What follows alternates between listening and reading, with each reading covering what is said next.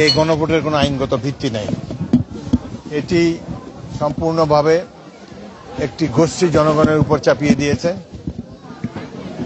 এই গণভোট যেভাবে প্রচার করা হয়েছে তার মধ্যে অনেক বিভ্রান্তি আছে।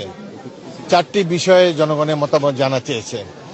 একজন ব্যক্তি যে 2টি বিষয়ে একমত, অন্য 2টি বিষয়ে একমত নয়, তার তো কোনো চয়েস নাই যে কিভাবে সে জানাবে। তাকে হ্যাঁ বা না একটা এক পক্ষেই নিতে হবে। এটার একটা গলদ। তবে এই ধরনের গণভোটে যেখানে সংবিধান সংশোধন হবে সেটা একমাত্র এমপিরা করতে পারে, জনগণের নির্বাচিত প্রতিনিধিরা। কিন্তু এখানে ঢাকার একটা এলিট গোষ্ঠী এটা জনগণের উপর চাপিয়ে দিয়েছে। আমাদের দল বিএনপি এটাতে প্রথমে রাজি হয়নি, কিন্তু দেখা গেল যে বিএনপি যদি রাজি না হয় তাহলে আর নির্বাচনই হয় না, এরা নির্বাচন ছেড়ে বাড়ি চলে যাবে।